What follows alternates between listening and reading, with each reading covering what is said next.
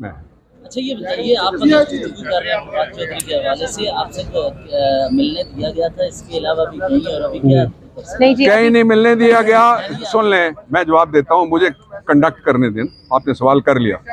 वकीलों को भी नहीं मिलने दिया गया। तहरीरी दरखास्त परसों से अदालत में पड़ी हुई है। मैंने आज जज साहब से 3 दफा इस्तेदा की है। मैंने कहा जज साहब आइन का आर्टिकल 10A पढ़ें। मैंने साथ कहा जो जर्नैल पकड़ा जाता है वकील के पास आता है, जो जज पकड़ा जाता है वकील के पास आता है, जो जर्नलिस्ट पकड़ा जाता है वकील के पास आता है। मैंने कहा बदमाश भी आता है और शरीफ भी आता है। वो वाला शरीफ नहीं मैं कह रहा, वो भी आता है हमारे पास। आप हमसे मिलने ही नहीं देते। जो मेरा क्लाइंट है, मुझे सुबह 7:30 बजे पता लगता है कि ला रहे हैं फवाद को। मुझे फैसल ने बताया फोन करके। I was on the way from Lahore, यहाँ आ रहा था और मैं उठ के भागे भागे यहाँ पे पहुंचता हूँ। तो ये अदलिया पे भी मजाक है कि बाकियों के लिए जज बैठे हैं 9 बजे और फवाद के लिए किस वक्त अदालतें खुली। मैं तो समझता हूँ कि ये बार की आज़ादी है, उसके ऊपर हमला है। ये इंसाफ की आज़ादी के ऊपर हमला है। ये आइन के ऊपर, आइन तो अब ये आइन मुअत्तल है। अगर है तो फिर तकरीर से एटमी रियासत को क्या खतरा हो सकता है? तकरीरें लंदन में बैठे हुए 2 जो मफरूर हैं उनसे खौफनाक कोई तकरीर कर सकता है? और हमने कहा क्या है?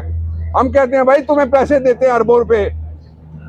अब जिस पार्टी के सीनियर वाइस प्रेसिडेंट के खिलाफ इलेक्शन कमीशन क्रिमिनल केस में मुद्दई बन गया है, वो इंसाफ कर सकता है? आप बताएं मुझे। वो पार्टी पहले ही बन गया है। पार्टी काम बना है सिविल दावे में नहीं। ऐसी FIR कटवाई है जिसमें जो बगावत है, सेडिशन है और उसमें उम्र कैद है। वो FIR कटवाने के वाला कल मुझे कहे आपके खिलाफ कोई मुद्दई हो और वो कहे मैं आपसे इंसाफ करूंगा, आप मानेंगे? नहीं मानेंगे। मैडम, एक ऐसा सिस्टम कि जिस पर PTI अदम एतमाद का इजहार कर चुकी है, पंजाब की कैबिनेट हो, केयरटेकर CM हो या फिर इलेक्शन कमीशन हो, इसमें आप लोग इलेक्शन कैसे लड़ेंगे? हम इलेक्शन ऐसे लड़ेंगे जैसे हमने लड़ा था इलेक्शन ज़िमनी। इलेक्शन हमारा इंशाअल्लाह जब भी होगा हम इनका धड़न तख्ता कर देंगे। मैं एक बात, आपने सवाल बड़ा इंपॉर्टेंट किया। इलेक्शन कमीशन की एक साबिक मेंबर को काबीना में KP में शामिल किया गया है। मतलब क्या निकालते हैं आप बताएं ना, क्या मतलब निकालते हैं? एक ही मतलब निकलता है ना कि जब आप खिदमत करेंगे तो आपको ओहदे मिलेंगे।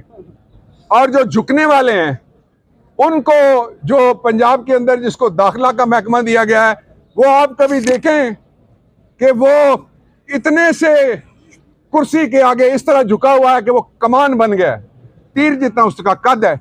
कोई शर्म करो यार, किन लोगों को ला रहे हो और लोगों को कह रहे हो ये केयर टेकर है। ये केयर टेकर नहीं है, बेसिकली ये म्यूजिकल चेयर के चेयर टेकर हैं। चेयर इनको नहीं मिलनी। अच्छा डॉक्टर साहब, सदारती रेफरेंस की बात आप कर रहे थे, तो क्या ये प्रपोजल है सिर्फ या इस कौमी तौर पर भी आगे जा रहे हैं इलेक्शन? सदारती रेफरेंस नहीं है। जो 209 है उसमें कोई आदमी भी जाके फाइल कर सकता है। मैंने पार्टी को एडवाइस किया है कि ये रेफरेंस बनता है, इसलिए कि जब वो ये कहते हैं कि पर्चा हम उस दफा के तहत कराएंगे जो फेडरल गवर्नमेंट कर सकती है, इसका मतलब यह है कि इलेक्शन कमीशन अपने आप को वफाकी हुकूमत का हिस्सा समझती है।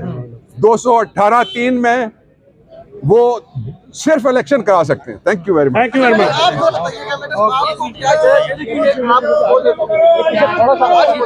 जी बताएं भाई एक मिनट बता दें, होगी ये बात। बताएं पूछें। अच्छा मैडम, क्या आप यूट्यूबर हैं?